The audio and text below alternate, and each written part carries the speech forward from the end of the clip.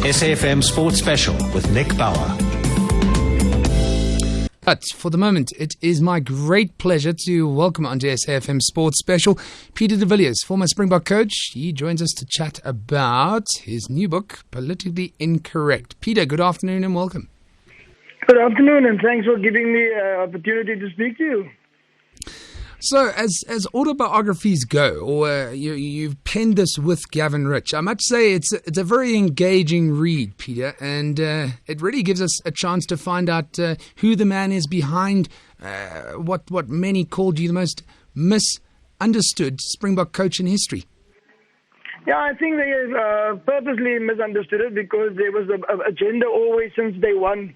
There was an agenda amongst the sports writers and amongst other people.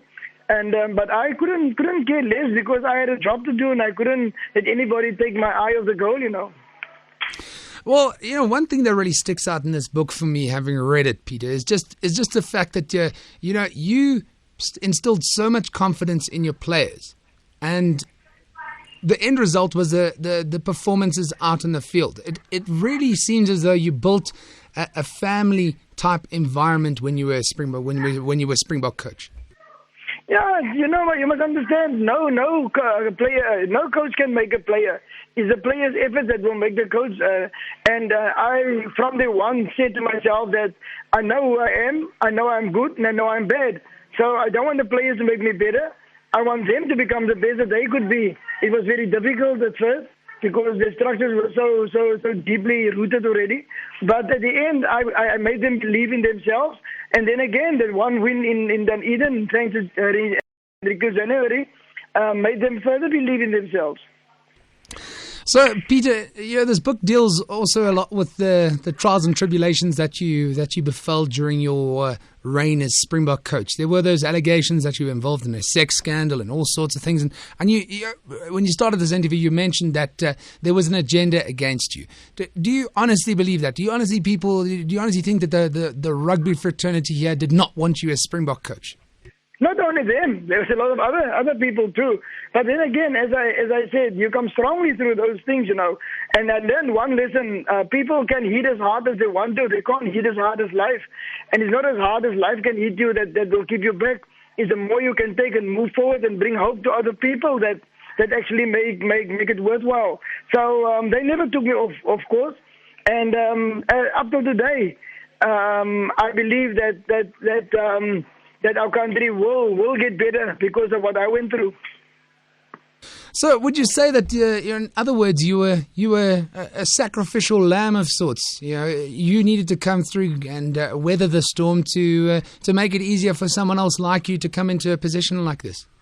Not someone else like me, only someone else like you too, because people don't believe in you when you walk in the street. People don't respect people when they see them. People respect titles in life. And I want people to respect people for who they are and for what they can offer and how they can instill that kind of hope in other people. So, yeah, when you read this book and you see how you can stand up and make a difference in your own country, if you want to make the difference and if you believe you are the difference in this country, then I think we've come a long way. Peter, who should read this book? Because I take it that you don't only want South African rugby fans to read this. No, I want everybody to understand that we can be the best country in the world. I went to Craven Week and I saw all those talent out there, and we never fulfill the guys' greatest talent that they have.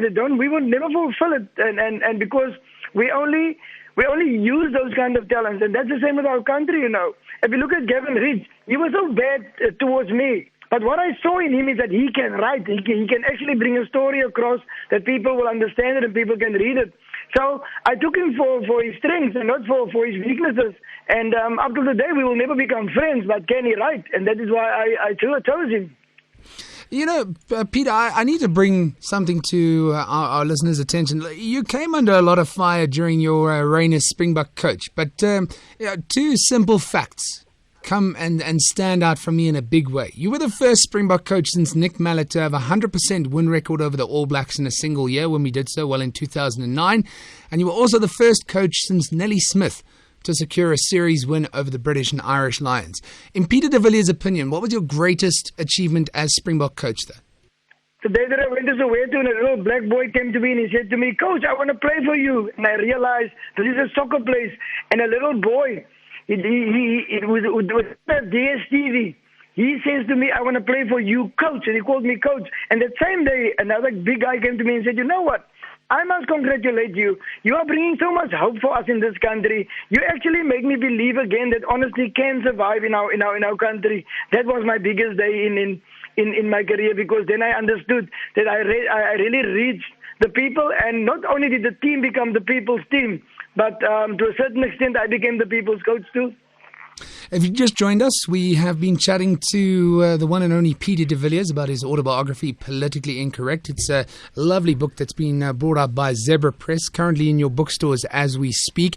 We're just chatting to him about the book. And Peter, would you call this a tell-all book? I mean, there's one or two tasty tidbits in here where we get a bit of an idea about how things ran behind the scenes. But it isn't necessarily a reveal all secrets book, is it? No, there's a lot of things. No, I wasn't there to smear people. I was there to, whatever coach, even Heineken Meyer comes after me, if they can give him a better deal, then I achieved a lot with this book.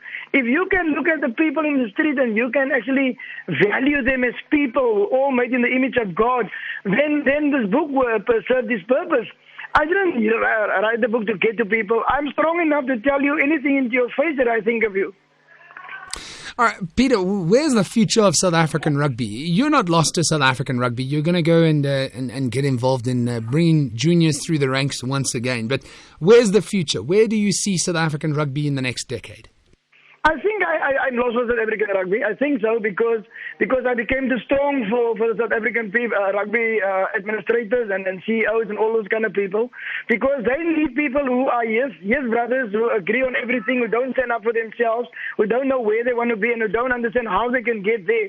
And I became too strong. I never listened to small talk and to things that other people want of me. I knew how I could get there. And whenever I doubted, I asked them, and that was only 2 times in 4 years. So I don't think that I'm in the immediate plans for the next 10 years. Peter, in that reign of being Springbok coach after Jake White, do you have any regrets whatsoever? No. The only regret I do have is that we didn't win the World Cup. And why is it a regret for me? I badly wanted to win the World Cup because my biggest goal was, when I come back and when we won the World Cup, I want to ask the government if I can be the ambassador against crime in this country. Because I wanted the people out there to understand success is more than only running up and down in the streets, you know. But now I wasn't successful, so I can't go be that, and people will never believe that what success is. So yeah, I've been set back to that, and I have to start again and try another avenue. Well, I'm not going to waste my opportunity here. I have to ask you what your thoughts are on this whole Super Rugby debacle. We've got the controversial 6th edition of that team, the Spears from the Eastern Cape, wanting to come through to Super Rugby next season. What are your thoughts about that? Do you reckon that someone like the Lions need to bow out and give the Spears their chance, or can we make a plan, or what do you think? Ordinary people like me and you can't make a prediction, because there's so many deals made in rugby. There will be a deal too going forward, and we just hope it's a good deal for the benefit of rugby. Well, there's one thing that I picked up from this book. You don't particularly like the fact that rugby has just become a lot about money, a lot about the bottom line, a lot about what unions are making, a lot about what the South African Rugby Union is making. Now, I don't like people to take this game hostage. This game belongs to all of us. If you're part of rugby, you should remain part of rugby until you die. Don't think when you become something in rugby is not part of you. That's the only thing that I am against, nothing else, because I can't tell people how to run their lives, you know. Well, that's true. Wise words from Peter de Villiers. Final message to Springbok rugby fans. If you could do it again, would you become Springbok coach, Peter? Well, it all depends on how people want me there. I don't want to be something that people hate to have there. I'll be something that people would love to be, to have their love for the fact that they know there's now a future for them to support something, and for themselves they feel valuable about sharing the deepest moments of the team and support the team. Well, Peter, we'll leave it at that. Thank you so much for chatting to us on SAFM Sports Special today. Politically Incorrect is in all good bookstores as we speak. Peter Devilliers put the book together with Gavin Rich. It's his autobiography. And if you want to find out more, if you want to find out what the message was behind the man that they dubbed, and I say they, many in the rugby fraternity dubbed him as the most misunderstood Springbok coach in history. I still believe that as well. He did a hell of a lot of good for South African rugby, and the sooner we all start realizing that, the better.